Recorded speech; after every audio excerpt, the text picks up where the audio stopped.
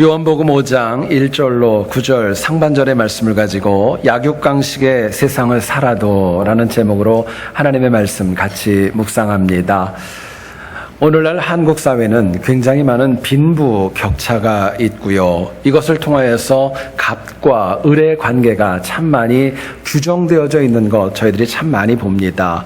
최근에 이런 사회 구조 속에서 새롭게 만들어진 유행어가 있다고 합니다. 뭐냐면요, 을사조약이라는 단어랍니다.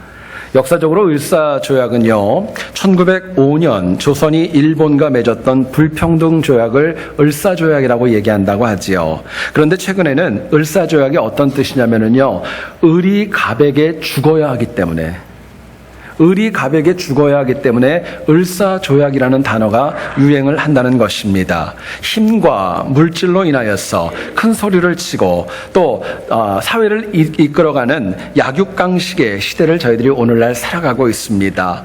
실제로 여러분들도 잘 아시겠지만 지난 2014년도 12월 5일 날 땅콩 회항으로 굉장히 유명했던 대한항공의 조연아 씨가 이 일로 인하여서 143일 동안이나 감옥에 투옥되는 일이 있었지요.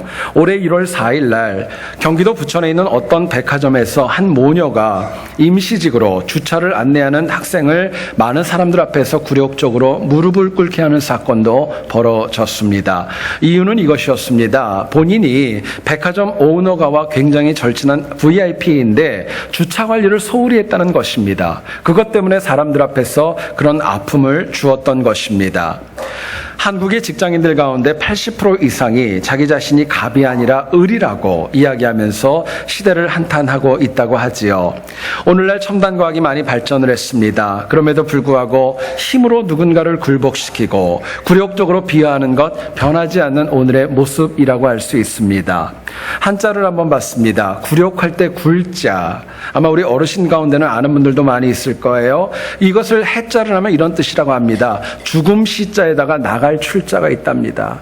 그러니까 굴욕이라는 건 뭐냐면요, 죽음을 가지고 나간다는 게 그게 굴욕이란 뜻이래요. 사람이 무릎을 꿇는다는 것, 굴복하는 것, 살아도 산 것이 아니라는 것을 저희들에게 말씀합니다.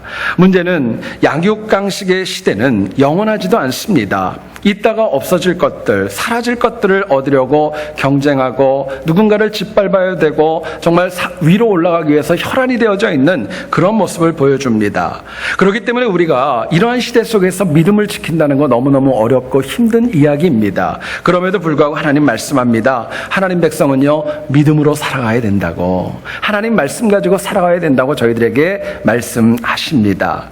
같이 읽은 본문의 내용을 보면 예루살렘의 베데스다 못가에 있었던 사건입니다. 2000년 전의 이야기였죠. 그럼에도 불구하고 마치 오늘날과 같은 그런 약육강식이 주도하는 삶의 현장이 그곳에도 벌어지고 있었습니다. 수많은 병자들이 모였습니다. 서로 병이 낫기 위하여서 조금이라도 빨리 베데스다 못가에 들어가기 위해서 주변에 진치고 있었고, 어쩌면 누군가가 앞서갈 때 붙잡아 내렸을지도 모르겠어요. 힘을 가지고 나가는 그런 모습도 있었을지 모르겠습니다. 서로 물에 먼저 들어가려고 경쟁하는 모습이 그 못가에 1년에 한 번 일어나는 현실적인 모습이었던 거예요. 예수님께서 그런 베데스다 못가를 찾으셨고 무려 38년이나 아팠던 영혼을 말씀과 은혜로 치유해 주십니다. 여러분, 주님께서는요, 베데스다 못가의 약육강식의 그 세계를 하나님 나라의 방식으로 해결하셨고 은혜와 능력으로 극복하도록 역사해 주셨던 겁니다. 오늘 본문을 통하여서 오늘과 같이 약육강식의 시대를 살아가면서 이것을 우리가 어떻게 믿음으로 극복해 나갈까, 본문이 주는 메시지 같이 한번 나누어 보기를 소원합니다. 첫 번째로 생각할 것은요, 약육강식의 세상을 우리가 살아가지만 절망하지 말고 포기하지 말아야 됩니다. 우리가 절망하거나 포기하지 않을 때 이 패역한 세상 이겨나갈 수 있다는 거예요. 5절을 한번 보시죠. 거기 38년 된 병자가 있더라 말씀합니다. 성경은 이 영혼이 어떤 이름을 가지고 있는지, 어디가 아팠는지 인적 사항에 관해서는 전혀 말씀해주고 있지 않습니다. 다만 38년 동안 그 긴 시간 동안에 병을 고치려고 베데스다 못가에서 서성거리고 있었고 주저하고 있는 그 모습을 저희들에게 이야기해 줍니다. 7절을 한번 보시기 원합니다. 이 병자가 주님을 향해 얘기하는 거예요. 주여, 물이 움직일 때 나를 못에 넣어주는 사람이 없어서 내가 가는 동안에 다른 사람이 먼저 내려가나이다 말씀합니다.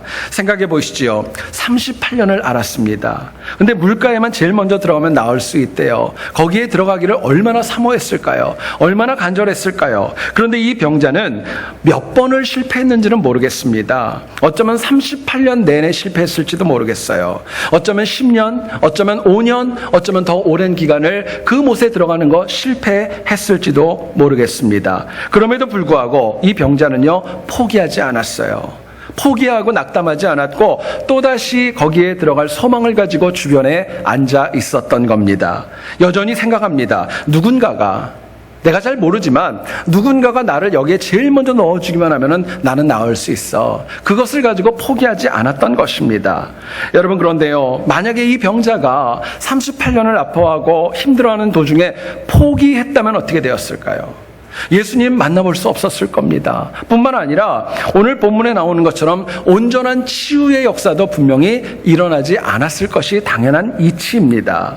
여러분, 약육강식의 세상은 하루하루 살아가기가 참 많이 팍팍합니다. 쉽지 않습니다. 어려움이 적지 않아요. 힘들어서 누구나가 다 한 번쯤은, 적어도 한두 번은 못하겠다, 힘들다, 포기하고 낙담한 적이 다 있을 겁니다.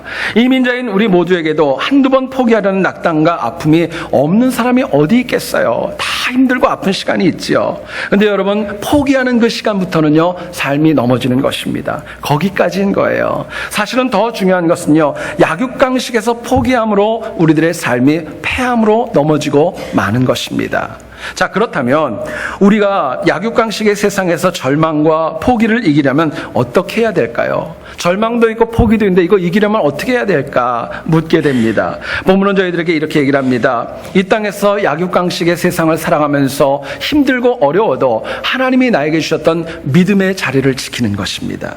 나에게 주셨던 믿음의 자리를 잘 지켜나가면서 포기하지 않고 절망하지 않고 이 패역한 세상을 이겨나가는 것입니다. 7절을 다시 한번 여러분 보시기 원합니다. 병자가 대답하되, 주여, 물이 움직일 때에 나를 못에 넣어주는 사람이 없어서 내가 가는 동안에 다른 사람이 먼저 내려가나이다 말씀합니다.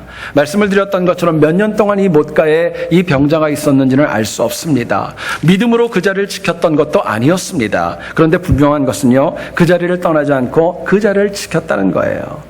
여기서 우리에게 주시는 적용할 수 있는 것이 있습니다. 여러분, 우리가 힘들고 어려워도요, 믿는 자로서 내가 지켜야 될 자리 지켜야 된다는 거예요. 내가 그 자리를 지킬 때 하나님의 은혜가 있는 것입니다. 중요한 것은요, 막연하게 목적도 없이 그냥 버티고 앉아있는 그런 것이 아니라 믿음으로 하나님 붙들고 내가 해야 할 일을 충성하면서 자리를 지켜나갈 때 절망과 포기 이길 수 있다고 말씀합니다. 바나바가 길리기아 다소에 갑니다. 그리고 사도 바울을 불러서 함께 안디옥으로 돌아와서 1년 동안 열심히 일을 하는 거 아실 거예요. 그렇게 1년 동안 열심히 동역하면서 얼마나 많은 열매가 있었는지요. 성경을 보니까 그 당시에 처음으로 기독교인, 그리스도인이라는 이름이 불릴 정도로 열정이 있었던 겁니다. 여러분, 여기서 우리가 좀 주목해야 될 것이 있어요. 바울이 불려왔던 시간입니다. 다메섹에서 주님을 만나고 바로 왔던 거 아닙니다. 여러분, 성경엔 자세히 안 나오지만은요, 신학자들은 얘기를 합니다. 무려 11년 만에 길리기아 다소에서 안디옥으로 불려 나왔던 것입니다. 바울은요, 다메섹에서 예수 그리스도를 인격적으로 만났습니다. 완전히 바뀌었어요. 은혜를 받았습니다. 그러나 문제는 아무도 그 영혼을 믿어주지 않았습니다. 저 사람은 박해자야, 안 돼, 그 얘기하면서 안 받아줬던 거예요. 결국 어쩔 수 없이 고향으로 돌아갑니다. 그리고 11년 동안이나 어려운 시간을 보내죠. 문제는 그럼에도 불구하고 그 믿음의 자리를 지켰던 거예요. 낙담하지 않았고 포기하지 않았고 믿음의 열정이 그대로 가지고 있었던 겁니다. 어떻게 할 수 있을까요? 만약에 낙담하고 포기했다면요, 바나바가 불러도 안 갔을 겁니다. 이제 끝났다고 얘기했을 거예요. 또 불려와도 1년 동안 그렇게 정말 누구라도 능력을 줄 정도로 힘있게 일하는 거, 이것도 불가능했을지 모르겠습니다. 결국 바울은요, 사람들에게 외면당했습니다. 절망도 있었고 11년 동안 포기와 낙담의 시간이 있었지만 믿음의 자리를 끝까지 신실하게 지켰던 겁니다. 마침내 하나님께서는 그렇게 인내로 믿음의 자리를 지켰던 사도 바울을요, 힘있게 쓰십니다. 예루살렘과 온 유대와 사마리아와 땅끝까지 이르러 주의 복음을 증거하는데 가장 능력 있는 이방인의 사도로 힘껏 쓰셨던 겁니다. 여러분, 사람이 약육강식의 세상, 이 패역한 세상에서 당하는 고통과 좌절, 이것을 이겨나가는 모습을 보면은요, 그 영혼의 영적인 수준을 알 수 있는 거예요. 많은 영혼이 그럽니다. 그럴 수밖에 없었어. 어쩔 수 없었어. 핑계하고 변명하고 포기할 때도 있습니다. 어떤 분들은 어려운 일들은 부담하기 싫어서 뒤로 빠지기도 할 때도 없지 않아 있습니다. 그러나 어려움 가운데 핑계와 변명과 회피와 외면이 아니라 하나님 앞에 온전히 포기하지 않고 나가는 영혼은요, 하나님께서 그 영혼을 들어 쓰신다는 거예요. 힘있게 능력을 주신다는 것입니다. 여러분, 간절히 바랍니다. 힘들고 어렵죠. 이민자의 삶이 쉽지 않지만은요, 그래도 믿음으로 내가 지켜야 될 자리 지키기를 소원합니다. 그거 지키셔야 돼요. 신앙인이 지켜야 될 가장 중요한 자리가 있습니다. 예배의 자리입니다. 찬양하는 자리입니다. 기도하는 자리입니다. 봉사하고 헌신하는 자리이고 나에게 주신 하나님의 은혜를 봉헌하는 자리 지키고 지켜야 마땅한 거예요.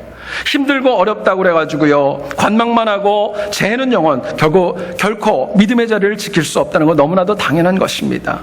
여러분, 신앙생활은 딴 거 아닙니다. 어려울수록 인내와 신실함으로 내 자리 지키며 살아가는 거예요. 내 자리 지키는 것입니다. 힘들고 어려워도 세상에 묻지 않고 약육강식의 그 세계 사람에게 묻지 않고 하나님에게 묻고 하나님 말씀 듣고 살아가는 것, 그게 신앙생활이고 그게 믿음 생활이라고 말씀하는 것입니다. 여러분, 하나님 붙들면은요, 회복의 기회가 있습니다. 나을 수 있는 거예요. 20세기 초반 미국은 엄청난 경제 대공황으로 인하여서 많은 실직자가 발생했다고 합니다. 여기에 정부는 국민들을 격려하고 또 경제 활성화를 위해서 굉장히 큰 프로젝트를 한 가지를 내놓았습니다. 1930년대 얘기예요. 뉴욕 맨하탄에 엠파이어 스테이트 빌딩을 짓는 그 계획을 내놓았던 것입니다. 당시 상황에서 무려 102층이나 되는 엄청난 규모의 건물을 짓는다는 것, 거의 불가능한 프로젝트였었습니다.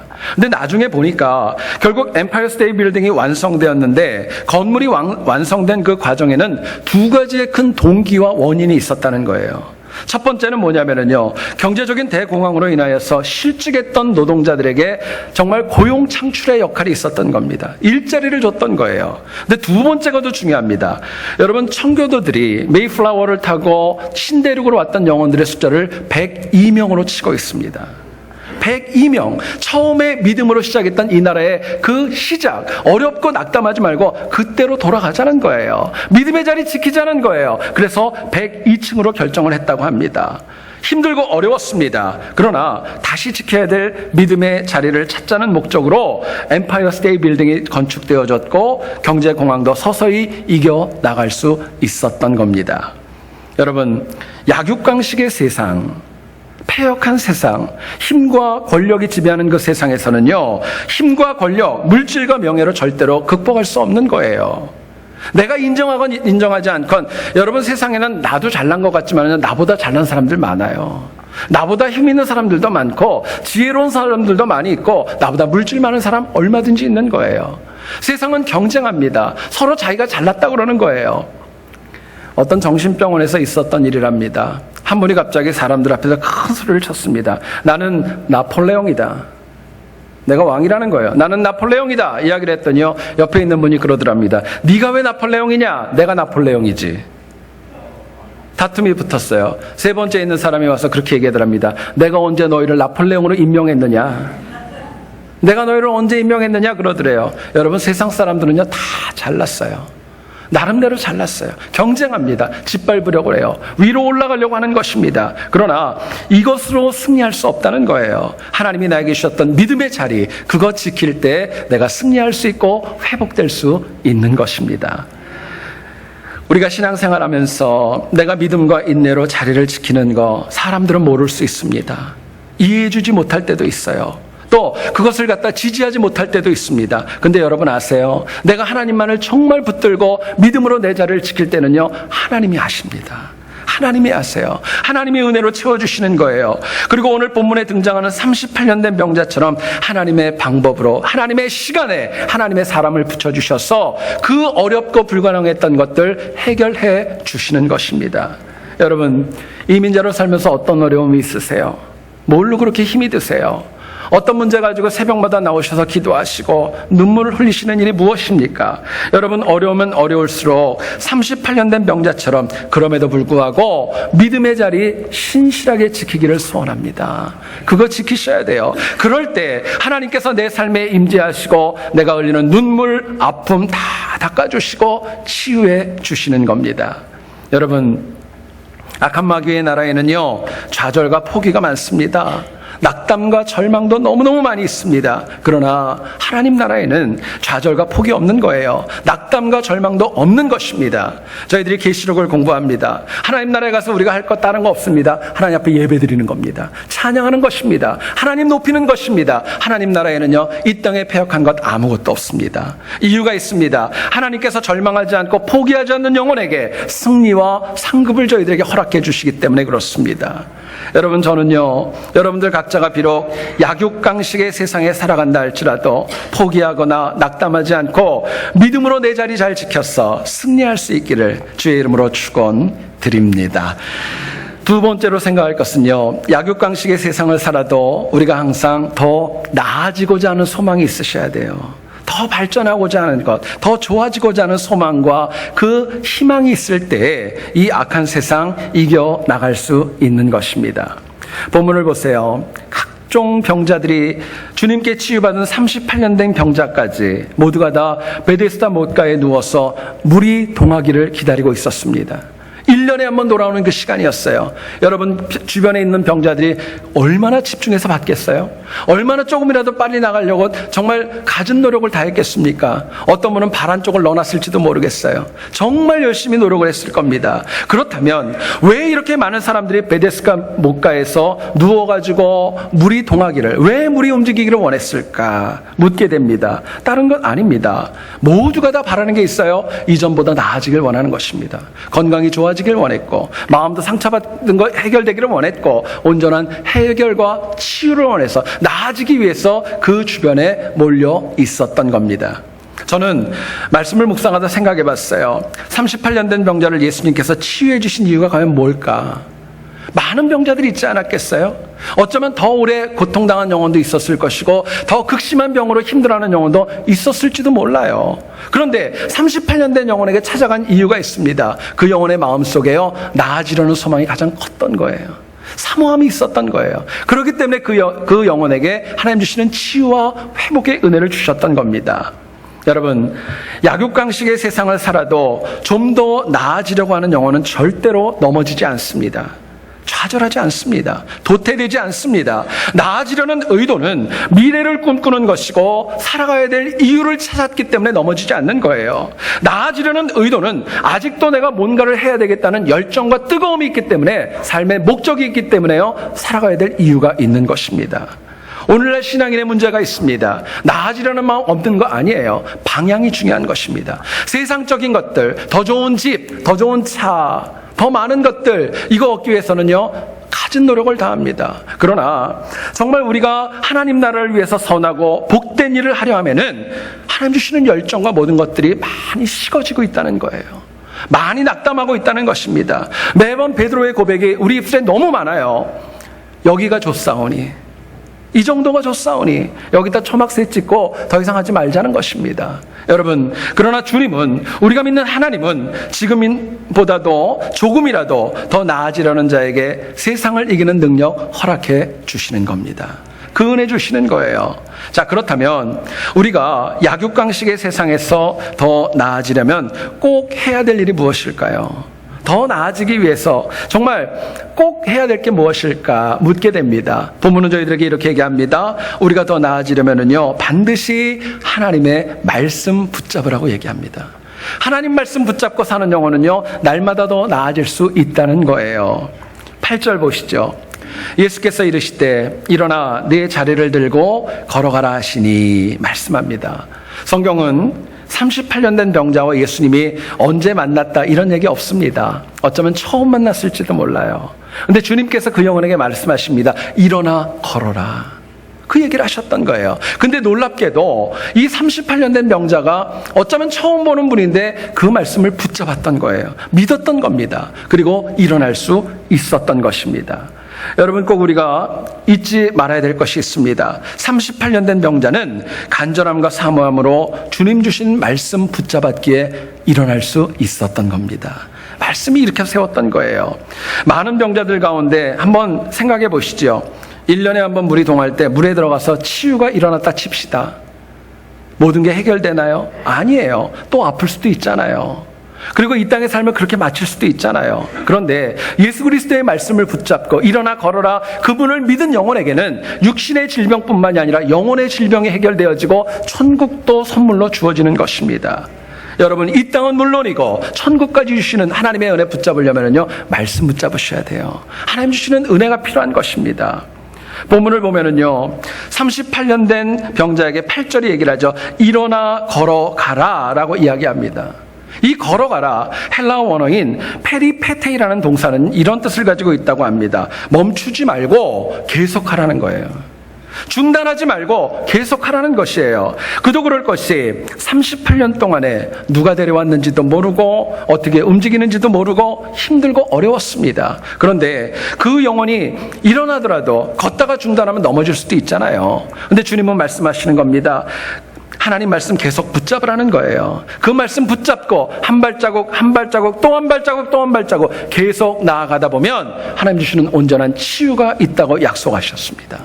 계속했기에, 말씀 계속 붙잡았기에 그 영혼이 승리할 수 있었던 거예요. 여러분, 오늘날 많은 신앙인들의 문제가 있습니다. 하나님 말씀의 능력을 과소평가합니다. 여러분, 말씀에는 능력이 있습니다. 변화시키는 권능이 있습니다. 히브리서 4장 12절에 얘기를 합니다. 하나님의 말씀은 살아있고 활력이 있어 좌우의 날선 어떤 검보다도 예리하여 혼과 영과 및 관절과 골수를 찔러 쪼개기까지 하며 또 마음의 생각과 뜻을 판단하느니라 이야기합니다. 말씀은요, 내 인생을 살릴 수 있습니다. 말씀은 내가 가는 그릇된 길 막을 수 있습니다. 말씀은 열어줄 수도 있고 막아줄 수도 있는 거예요. 말씀은 38년은 물론이고 더 오랜 기간 동안에 고질병으로 인하여 고생하는 우리의 문제도 해결할 수 있는 힘이 있는 것입니다. 여러분, 아브라함과 이삭과 야곱은요, 굉장히 큰 부자였지만 성경을 가만히 읽어보세요. 그들은 땅이 없었습니다. 기업이 없었어요. 이유가 있습니다. 유목민으로 항상 땅을 옮겨야 했지만, 이곳저곳 다녀야 됐지만, 그럼에도 불구하고 이들이 역사를 바꾸는 인류의 영적 선조로 인정을 받게 됩니다. 왜 그랬을까요? 가장 큰 이유는 이것입니다. 어려움이 있었지만, 기근도 있고 또 정말 자녀 문제로 인한 아픔도 있었고 많은 어려움이 있었지만, 그럼에도 불구하고 하나님 말씀 붙잡고 흔들리지 않았던 거예요. 말씀 붙잡았던 것입니다. 하나님께서 아브라함을 처음 부르시면서 약속하시죠. 내가 너에게 하늘의 별과 같이 많은 자손을 줄 거야. 네가 밟는 땅을 내가 너에게 줄 거야. 너는 복의 근원이 될 거야. 하나님 말씀하셨습니다. 문제는 비록 당대에 아브라함이 다 얻은 거 아니었어요. 그럼에도 불구하고 아브라함은요, 하나님 말씀 붙잡고 흔들리지 않았고 믿음 가운데 하루하루 살아갔던 것입니다. 근데 여러분, 놀라운 것은요, 말씀을 그렇게 붙잡았던 영혼들을 세상 어떤 민족도 이기지 못했어요.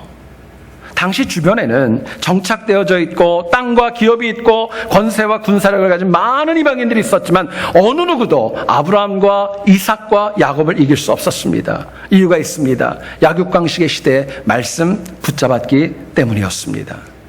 여러분, 말씀 붙잡는 게 그렇게 능력이 있어요. 테레사 수녀를 아시죠? 이분이 70세가 넘어서도 아프리카의 에티오피아 난민을 구호하기 위해서 굉장히 많이 동분서주하며 바빴다고 합니다. 다른 사람들처럼 은퇴하고 편안하게 여생을 보내면 되겠지만 이 영혼은 더 헌신적으로 하나님 앞에 엎드렸고 더 많은 일들을 감당하였습니다. 근데 이 테레사 수녀가 은퇴 후에도 끝까지 하나님 앞에 헌신하고 정말 열정을 가지고 말씀 붙잡고 살아갔던 귀한 기도문의 내용이 있다고 합니다. 제가 한번 읽어드릴게요. 한번 들어보시지요. 하나님, 저와 함께 계시옵소서. 당신 말씀이 아닌 것은 입으로 내뱉지 않게 하옵소서. 당신 생각이 아닌 것은 머리에 담지 않게 하옵소서. 당신 뜻이 아닌 것은 애당초 시작도 말게 하옵소서. 힘들고 어려울 때마다 이 말씀 붙잡고 하나님 앞에 어려워도 나아갔던 것입니다. 여러분, 테레사 수녀가 평생 복되고 귀했던 이유가 있습니다. 말씀 붙잡았던 거예요. 하나님 말씀 붙잡았던 것입니다. 여러분, 약육강식의 세상을 살아도 말씀을 붙잡은 영혼은요, 나이와 상관없습니다. 나이가 드셔도요, 말씀 붙잡은 분들은요, 아름답습니다. 존귀한 거예요.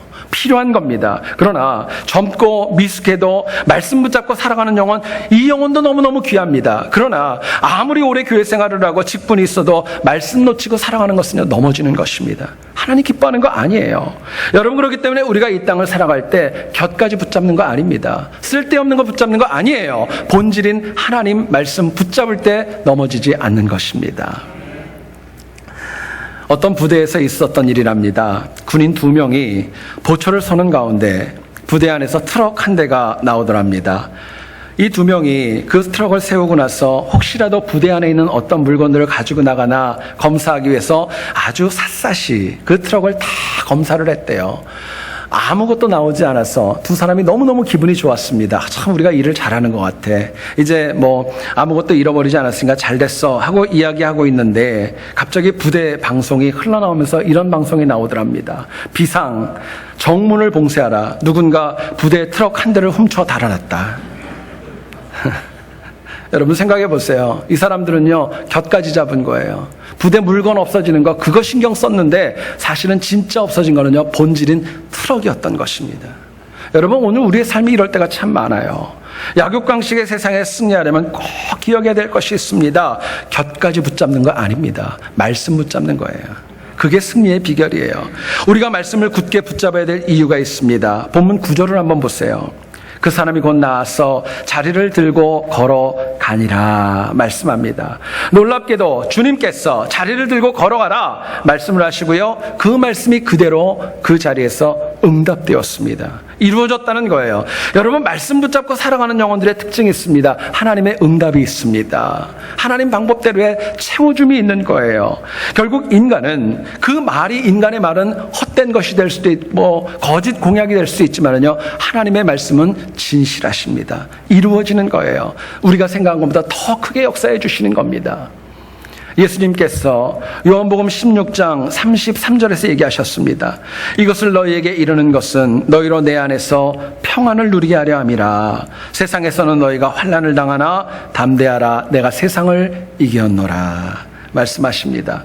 세상에 여러분 아무리 약하고 약육강식이 강하다 할지라도 주님의 백성이 승리할 수 있는 길은 분명히 있습니다. 없는 거 아니에요. 저는 여러분 각자가 아무리 패역한 세상을 살아도 본질인 말씀 붙잡고 승리하길 소원합니다. 한 주뿐만이 아니라 평생 동안 힘과 권력, 물질로 판단되는 약육강식의 세상이지만 말씀 붙잡고 더 나아지는 역사가 있기를 다시 한번 주님의 이름으로 축원드립니다. 기도하겠습니다.